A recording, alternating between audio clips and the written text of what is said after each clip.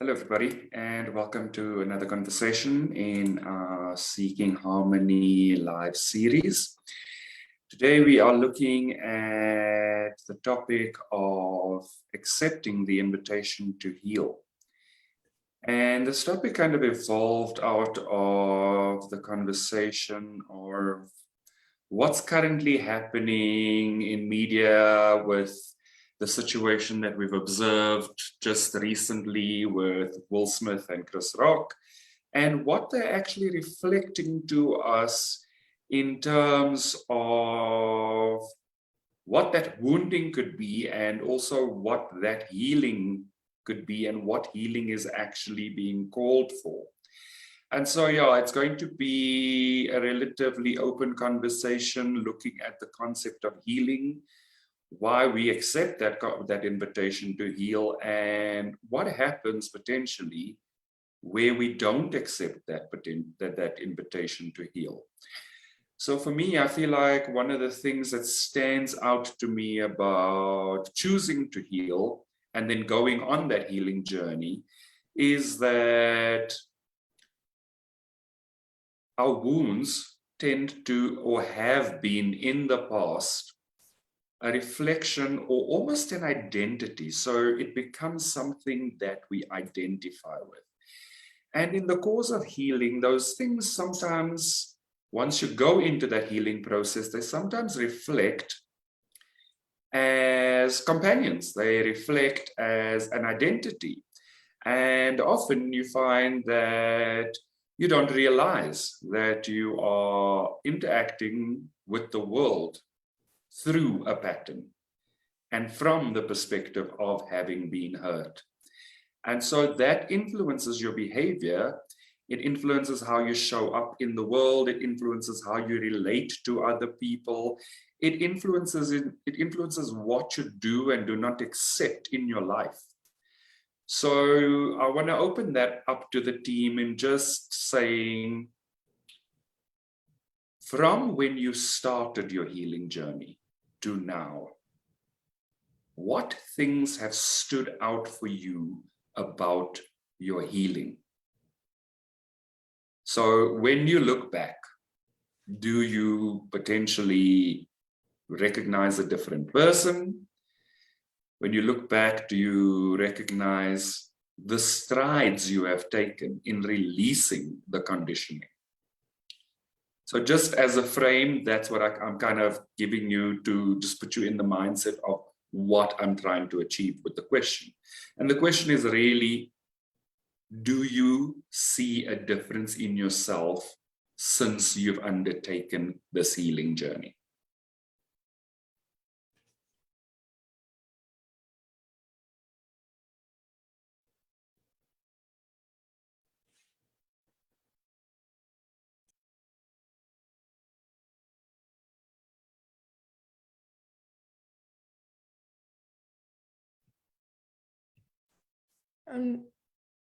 I'd say in hindsight, yes, especially this past few months,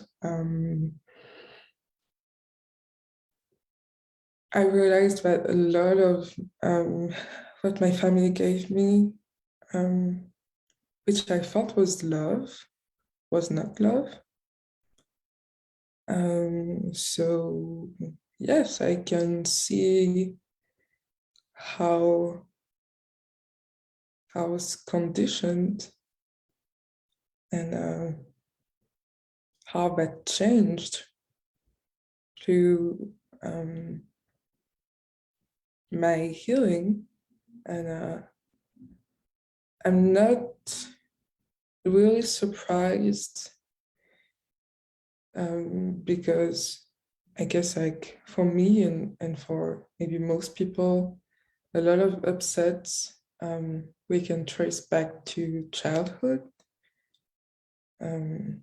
because obviously like the first socialization that we had was family, and it probably grounded a lot of patterns and how we behave. right now. And so it's part of our identity through this lifetime. So yeah.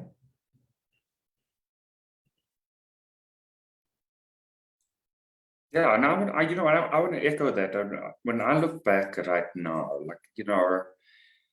I feel like I didn't realize how much change was taking place in this healing process. And I kind of feel like I'm still the same person, but not. It's like there are subtle components where I go like, oh wow, I would have put up with that before, and now it's just like, no, it's not happening. And there's those significant components where I'm like, oh goodness, I just actually feel like a whole nother person. I feel like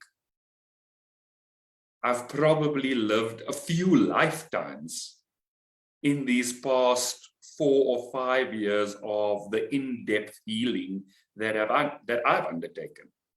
Like I was sitting back the other day, and in South Africa right now, what was declared a state of disaster in order to roll out all the COVID regulations and all that kind of stuff has just ended, literally yesterday. Well, at midnight yesterday. And so, I look back and I was like, I can't believe that the 14th of March, 2020 is only 2 years ago. It feels like a complete different lifetime. And I feel like I've come out on the other side and literally overhauled my life. So I just see the significant shift in my perspective, in how I interact with people, in how I allow people to interact with me, and in the things that I will accept and the things I won't accept. And then I look at it and I go like, where does some of this stuff come from? And literally, the majority of this stuff was just incorporating and assimilating the socialization at a very young age. It was almost a sense of it, that's what it is, and it is what it is, and kind of that happy-go-lucky energy of just accepting it, except in certain instances, it wasn't a happy-go-lucky energy. And there had to be a lot uprooted, and there had to be a whole new foundation laid. So I just see a significant shift, and that's really what prompted the question for me.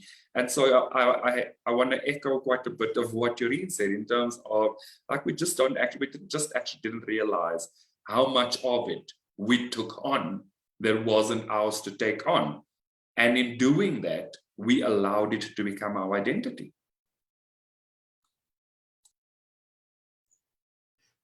I've gone through a big transformation since I started with TFU. Mostly it's like I'm getting more clear, more purified, more aware of what I want to do or what I don't want to do. I'm pretty happy where I'm at, and I'm going deeper, and I'm not going to stop. I'll just keep going and going and going. But yeah, I like who I am. I love myself, and I'm taking care of myself, and I'm learning to have boundaries and just love myself and not take people's crap.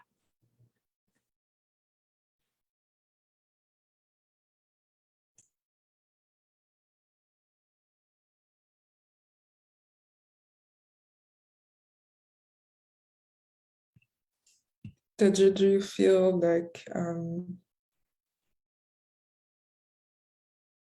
you lost some of your maybe childhood conditioning or cultural conditioning through healing on this journey? I can say that since I've joined TFU, my relationship with relatives have completely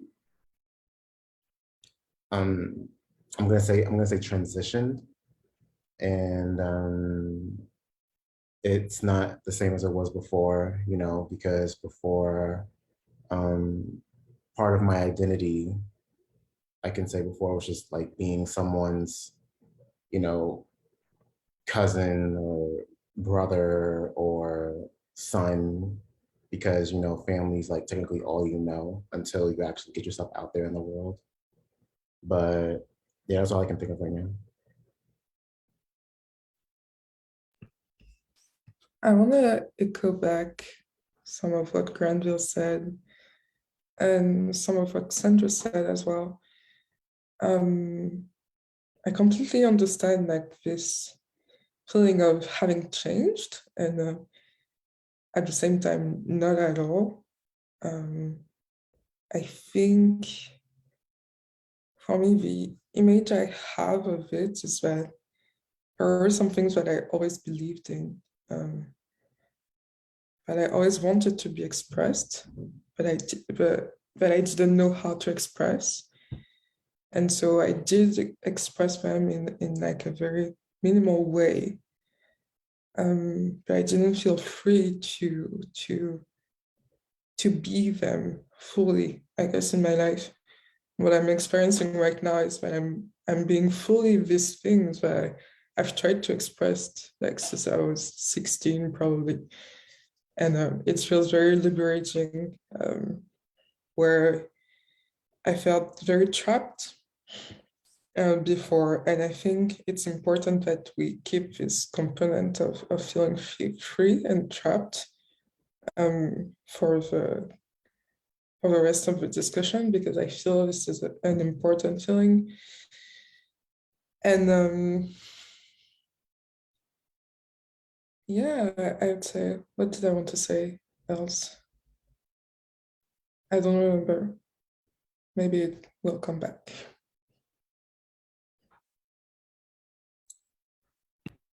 Yeah, and so I think you brought up quite an important component in the concept of feeling trapped. And I feel like for many of us, that, and partly for me as well, that was partly the reason why I embarked on the healing journey in the first place.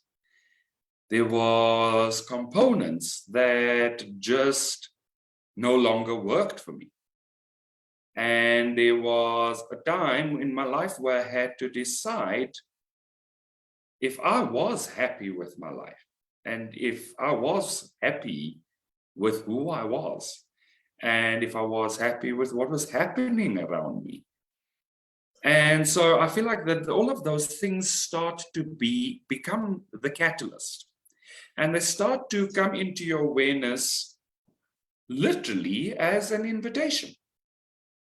It's literally an invitation that says, this component doesn't work for you. Are you happy to continue in that way, or does it need to change? And if that needs to change, do you need to change? Because I feel like we can't avoid the fact that often we want things to change, but it's almost the sense of we want other people to change. We want other people to shift. And at some point, it gets to the point where you have to sit down and you go, well, they're not going to change if I don't. Nothing's going to move if I don't move. Nothing's going to become better if I don't choose to heal it. And that's why I brought up the component of the pain becomes an identity. So we operate from the perspective in an unhealed space of, this is just who I am and this is just how it is. And then you start to look at things and you're like, well, actually, this is not just who I am. And this is not just how I am and what it is. And what is my part? Because it always comes back to me. It comes back to you as an individual, and you realize in that space that you have a part. And I feel like that realization of your part is literally almost that written invitation that you then RSVP to and choose to do the work or not.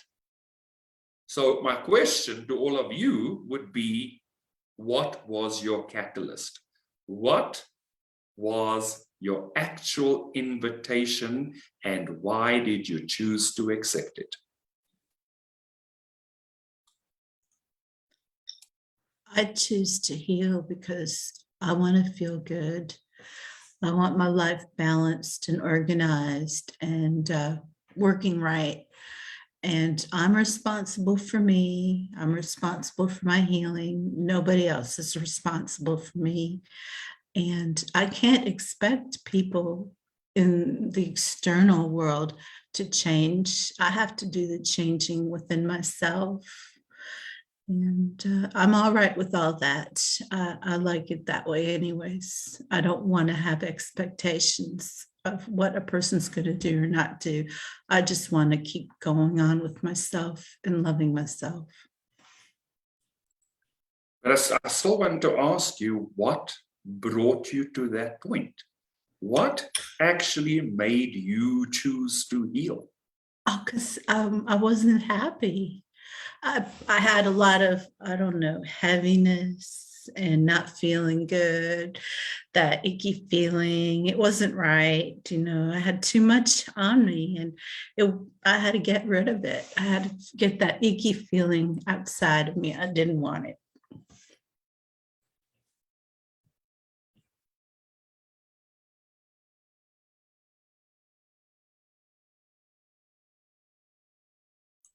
Now, for the rest of the team, what was your catalyst? What was that final thing that said, where you actually got to the point where you just said, enough? And sometimes it's literally that the answer, you look in the mirror and you go, enough of this shit. And so you choose something else. So what was that moment for you? And why did you accept the invitation? I honestly can't tell you the exact moment because it's like a vague memory to me at this point. But like, I mean, I just wanted to be happy. That's all it is. That's all I can say.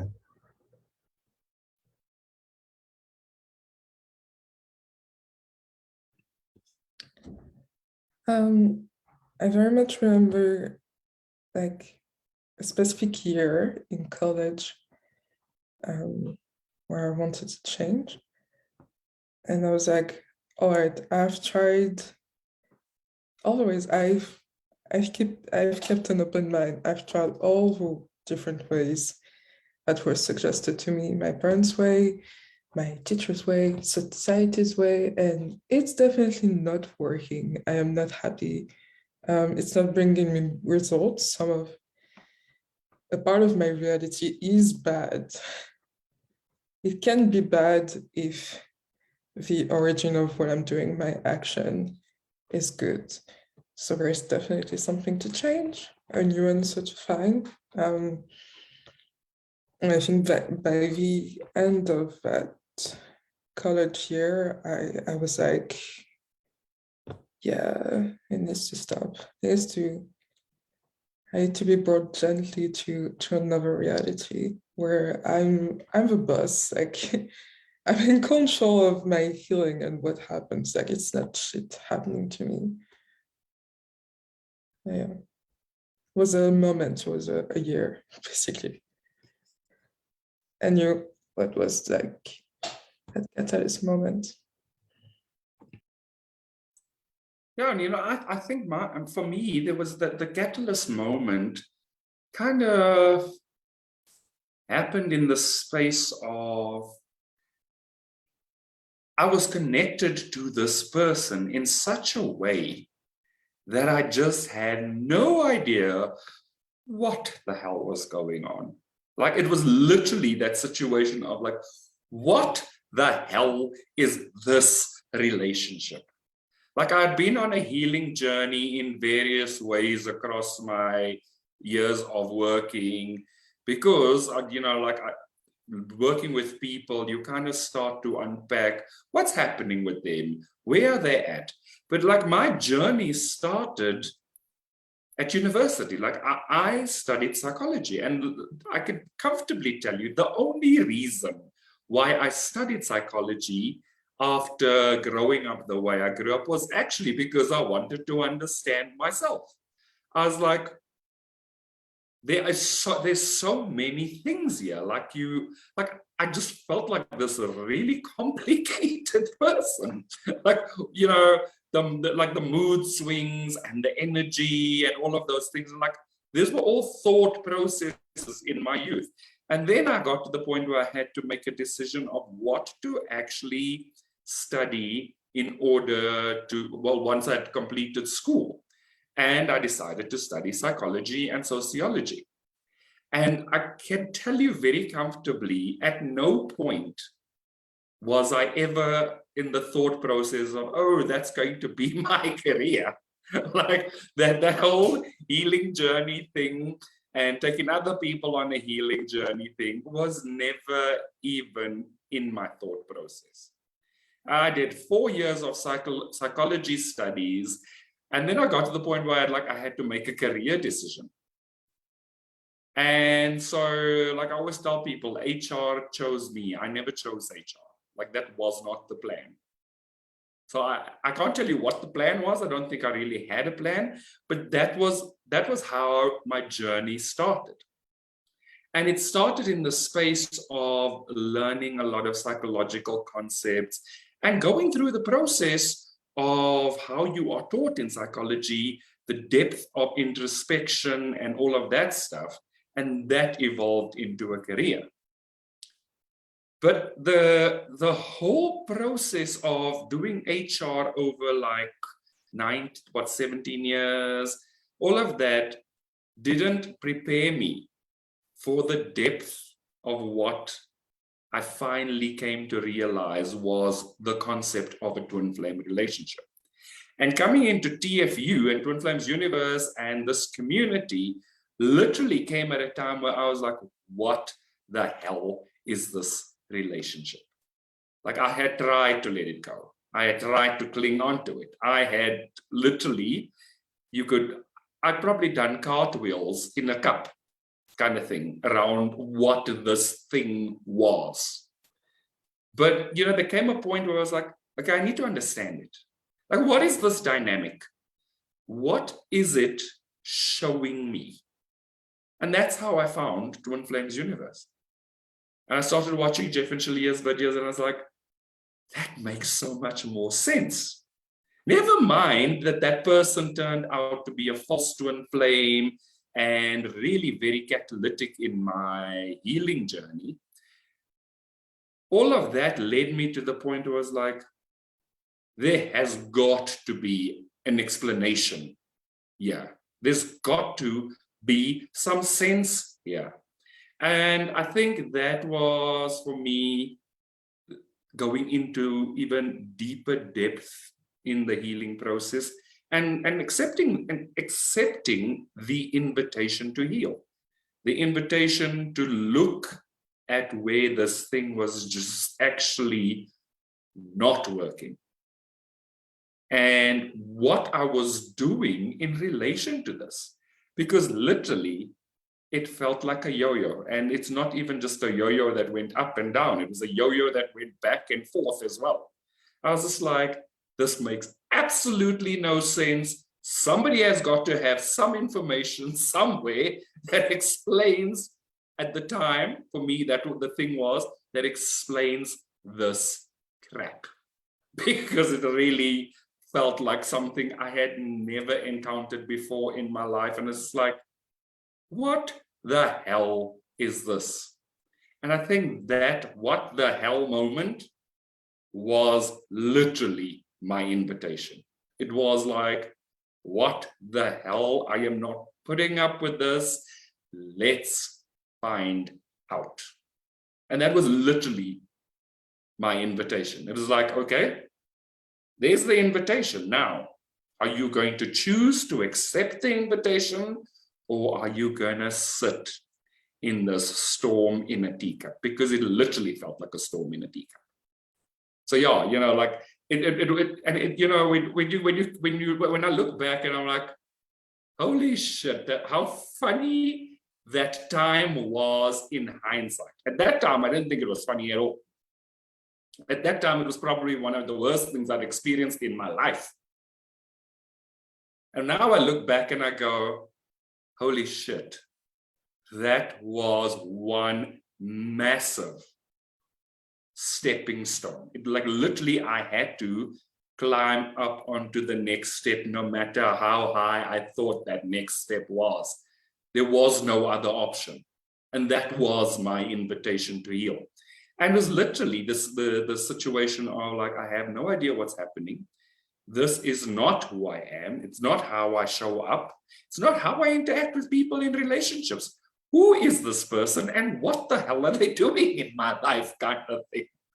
And you know, that was where I got to. And literally, that is how I accepted that invitation. This is like, okay, no, something's got to give. It's got to give now because I'm about to commit murder, kind of thing.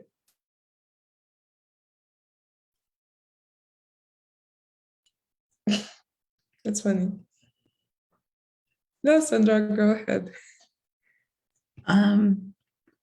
I had a lot of my healing is I didn't like separation consciousness.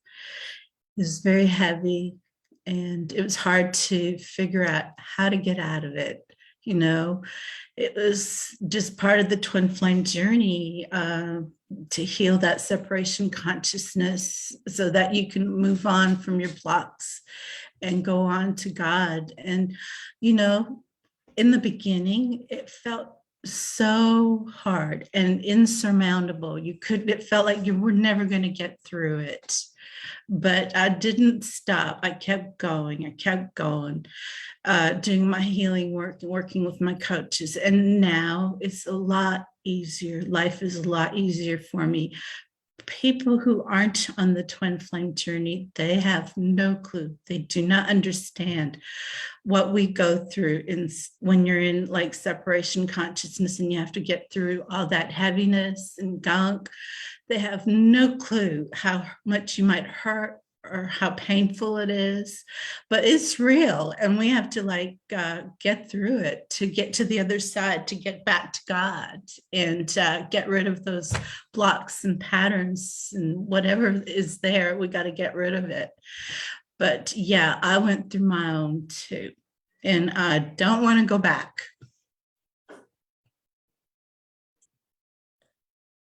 There's something I'm thinking.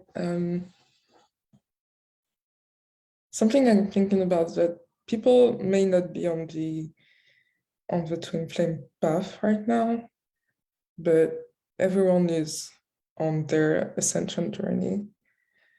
And what I mean is that what I can notice from Granville's story or what I understood of life, like how I was when I was young, and how I am now, and how I evolved with this inner work and path, is that like you can be very open-minded, understand the human psyche, be very religious, but you're not really prepared to,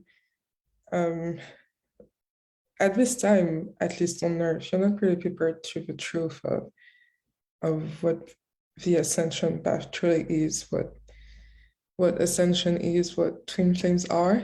And there's definitely a part of you that is probably like hurting in separation in every person, because your parents didn't know how to love you, how to prepare you for a twin flame union. And that's why there's so much separation. And that's something I made peace with. And that's why I think like we were always like, there was always a call be ourselves, to heal. But family and partnership and our environment of relationships is very powerful and can influence us to stay in hurt. It can influence us to choose love, or it can influence us to betray ourselves, to stay in pain. And I think about it in general, but I also think about it in terms of like skin color. I think most of the debates of like the true Americas, Black people and white people are strong in that sense that we're separate and different, because our cultures told us that we were different, but actually we're not. Like, we're all on the same path. But like, if we just go back to what our relatives are saying about people that are different from us, about other cultures, it's something I realize a lot with my family, like how much of it is really in separation, how much of it is really in like thinking that the system is bad or that other people are bad. Like, I think that's something we all gotta heal, and that's a huge part of our identity. And obviously that's a huge part of our separation. And that's why we got Black Lives Matter and seeking harmony, is because with all the goodwill that we have, we cannot overrule separation on our own, like in our own corner. We need to have like collective action, especially for racism, but I'm thinking for a lot of things actually, like it can work for cancel culture and finances and work. But I'm thinking of racism because like it's so linked to what brought this conversation on the table at the first place. I think, yeah, that's my thoughts. But how do you guys feel about that? You saying that made me realize, oh boy, I want to go on a really like, hold on one second. I want to go on, I want to say like a really like long, it's not a rant, but it's just like, I'm seeing how Will Smith's and Chris Rock's slapping incident can be an invitation to heal on like just the world as a person, but I'm not sure if it's the appropriate way to, unless that's okay. I mean, go ahead and we'll probably like Okay. try to decipher it with you. All right. Okay. How can I start this off? So, if we look back on history, the Oscars was notorious for enabling the disrespect and torment towards African American women, like actresses, if you look at it. Black women actresses have always gotten the short stick when it comes to their craft compared to the whole like list of people who have been associated with the 94 years that the Academy Awards have been around.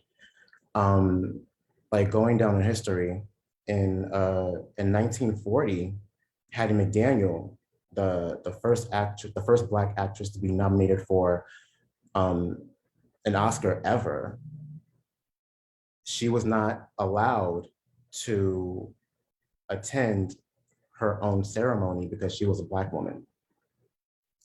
And what happened was she won an Oscar for her role in the movie Gone with the Wind.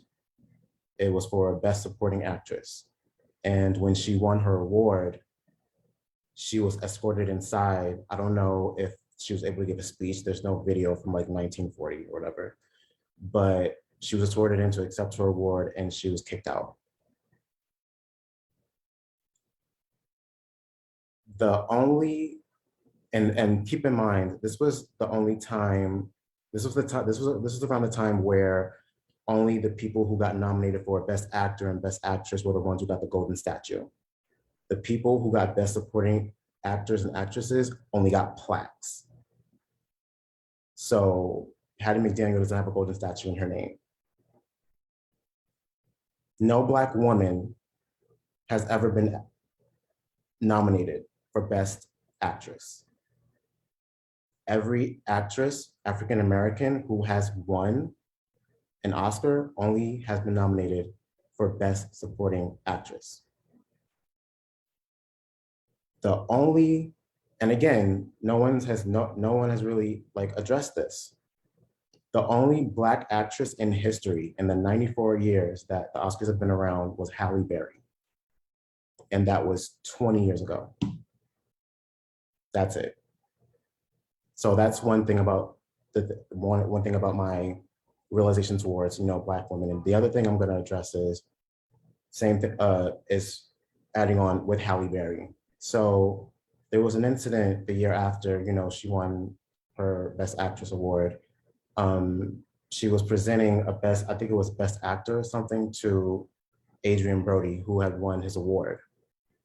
And during this moment when she was giving him his award before he gave his speech, he literally forced himself on top of this girl and kissed her on her lips. And the world like completely glamorized this as it was a joke. Her comments after that was done was like, she didn't know what to do. She was shocked. She didn't know what to do. She just laughed it off and just kept it flowing so she would make herself look bad. Again, no one said anything about this.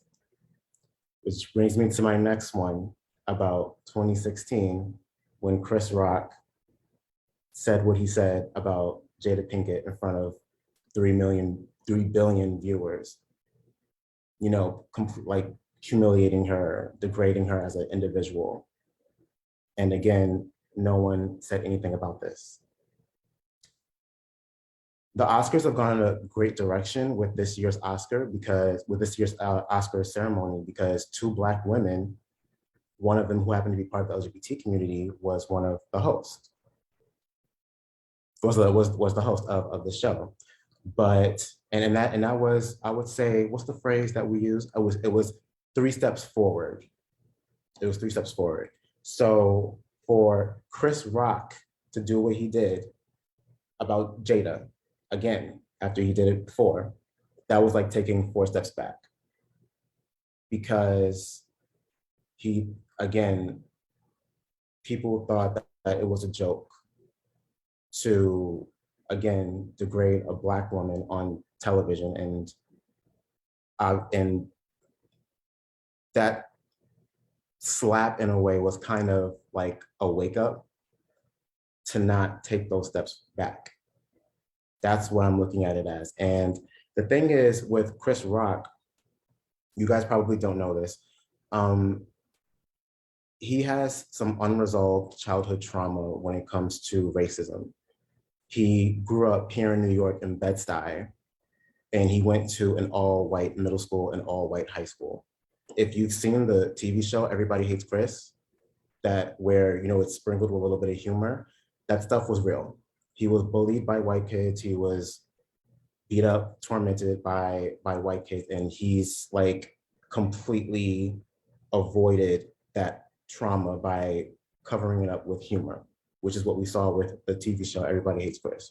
But no one has really realized that, because everyone just thought, you know, oh, it's Chris Rock, you know, he's a legend, he's funny, it's fun to laugh at. But like when you watch it now, it's like, oh, I feel really sorry for you. And the thing was, like, he kept this internal self-hatred going. If you look at his previous work, there's this HBO special where it's where he's sitting with Jerry Seinfeld, Louis C.K. and Ricky Gervais. These are comedians, well-known comedians. If you look on the surface level of this special, you'll see it's 3 white men and a black man. So Chris Rock made it was kind of like a joke to Louis C.K. calling him like, oh, you know, you got some like how did he say it? Pretty much saying that his rebel mentality represented a black person. His quote was, oh, you have some black in you. And then Louis said the N-word. He said, oh, you mean like an N-word? Chris said nothing. He laughed. Jerry and Ricky are cringing on the side, but Chris and Louis are laughing about this. We saw a black man degrading himself along with inviting someone to disrespect him as an African American. And he thought that was okay, leading to the Oscars event where he thought with his internal mentality that degrading another black person was going to be okay. And another thing this is the last thing I'm going to say about this. One thing that I'm realizing is, you know, with the commentary that we're hearing, you know, we hear the Caucasian side and the black side of, you know, what they feel about what's going on, is with the Oscars, is that you can tell that with the attention and focus that they're giving this event, that it's racial based, only because they're using this incident to tear a black man down who was protecting his family. This is the same industry and organization that was protecting Roman Polanski, the same man who was convicted of sexually assaulting a 13-year-old girl, and he fled the country, and they were pushing him and they were trying to get away for him to come back. But you're going to tear this black man down for protecting his family? And you're hearing all this commentary about, oh, well, this was not what the Oscars represents. You should take his awards away, never invite him again. Okay, well, since you want to, you know, call Will out on his shit, get Romans to get his awards back. Get Adrian Brody to give his awards back for putting himself on a black woman without her permission. Who else? I can go down the list. It's not relevant, but you get what I'm saying. And the last thing I'm going to say about this is that I'm realizing with the African American community and how they're so divided on this. Some are saying, oh, this was okay. I'm glad that he stood up for himself and stood up for his wife. And you're seeing the other side of the African American community saying that that was not cool. That was so wrong. He was so wrong for the way he did. This is a terrible representation of the African American community. And what I realized about that, because I remember Yoreen saying something like that in the sense of last week, is that, we should know how to handle ourselves as Black people. That's what you said?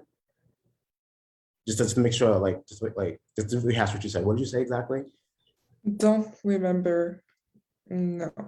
But in the chat, I said that my dad represented a part of this thing because I think there's so much hurt about being persecuted as Black people that his reaction to Black comedy and Black people having bad rap in the media and on TV is that defensiveness of saying oh, Black folks always pulling us below the bar again and again and again, and we're going to being seen as clown and persecuted even more. So tearing down to Black men basically in this situation. Yeah. So yeah. No, Yeah. So yeah, it was that, and you know what I said before about like naming Will as a misrepresentation of the African American community, and it made me think like, whoa, like that's the kind of mindset that is not going to help, you know, the African American community. That's the kind of mindset that says that abuse is okay. That's the kind of mindset that says that we're going to put decorum and validation for white approval and respect before ourselves. And that's the kind of mindset that just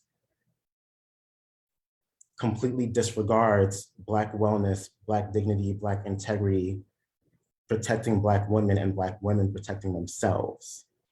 And that is the same mindset that says, I'm going to completely distance myself from Will and Jada for defending themselves and protection.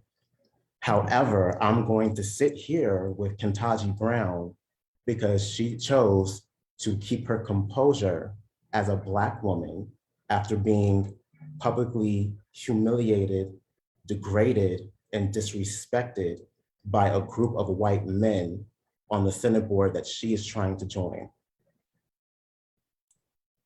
And no one says anything about this. There's, and I think with African Americans who have that mindset, they're just going to keep hurting themselves. And that's what I think is the invitation to heal with this incident, because until African Americans can get out of this mindset, it's gonna keep going. Because at this point, forget what you know the white community is saying about this. Forget that. It starts with the African American community. Until they start to realize that their mindset and their trauma is going to project outside of them, it's not going to heal. Okay. And So, I think you shared quite a bit. No, So I want us to just kind of bring all that back into perspective in terms of our topic. Yeah. Which Yeah. No. Yeah. I was getting ready to say that part. I was saying that it's that right there was the invitation for, you know, us to heal in general, because until, you know, as an African American we do that for ourselves, that's when we're going to receive that back. Because if we keep that mindset, that internal trauma going covered just because of, you know, decorum and being politically correct, that's the kind of treatment that is going to be projected towards us. Agreed, because I think it follows that trauma begets trauma. It follows that pain begets pain. And so, you know, like, there's a lot of what you shared that speaks to an intrinsic, almost ingrained trauma. And so, yes, did it show up in a way that we may not have appreciated as Black or white or anything else? Absolutely. But what is it actually telling us? What is it telling us about our decisions to heal? There is a reason why the self-help industry right now is booming. There's a reason why there are so many companies investing in wellness programs. There's a reason why there are so many accomplished authors talking about your own personal healing journey. There's a reason for that. There's a call at our core, whether we know it and acknowledge it or not. There is a call at our core to live the best life that we can, to live our lives in the best way that we can. And you can't do that when everything is filtered through an inadvertent pattern of ingrained trauma. It requires you to sit with those parts that are saying, I need healing. It requires a level of maturity where you no longer project all that trauma that you were talking about onto other people. You can't go on national television and talk about how you are on this healing journey, and then your behavior says, well, actually, dude, what are you doing? Like, I mean, you know what? I love Will Smith as an actor. I don't know anything about Will Smith as a person, but I have also seen quite a few interviews where he speaks to his childhood trauma. He speaks to his relationship with his sons. He speaks to his relationship with Jada. He speaks to a whole lot of things that almost would lead me to believe that he is on a healing journey. And so when he gets up on an international stage and slaps another person, it says to me that he's still operating from his trauma. He's role modeling for us how people operate under the lens of their trauma without actually realizing it. And I think the realization is an important thing. The awareness that our behavior isn't always our natural choice. And the realization that as we heal, our choice becomes more powerful. Our choice puts us in a powerful position to say, this is acceptable, that is not acceptable, and this is how I choose to deal with it. And whether we say it was an automatic response or not, I wouldn't go down that road because you're sitting in an audience. You deliberately get up off your chair. You deliberately walk up onto a stage when you had no reason to be on that stage. There is deliberate and intentional behavior there. And yes, both of them are very much role-playing to us that people default to their trauma position, whether they realize it or not. That is why it's important to raise the topic of when there's an invitation to heal, what are you actually doing with it? And if you do nothing with it, are you actually benefiting yourself? Because I can comfortably say, I don't know if that was me, how I would have reacted, but that might not have been my natural response, my first go-to response. So these two men are reflecting something. And you've mentioned other men that have behaved in that way. And so the question then is, and I'm going to ask the question again that I asked last week, is there actually a collective call happening right now that says, divine masculine, heal thyself? Yes, I'm going to say yes. Because Chris needs to heal his trauma towards racism in his childhood, and will need to heal from his traumas of growing up watching domestic abuse with his parents. And you've mentioned others. You've mentioned others over a course of many years that have also shown up in a certain way that today, me as an observer would look at and go, that's the toxic masculine showing up. That's not the healed masculine showing up.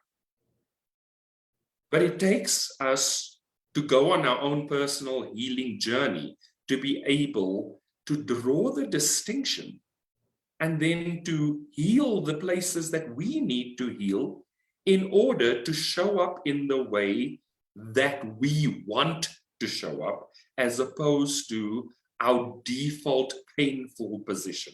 or our default pained position.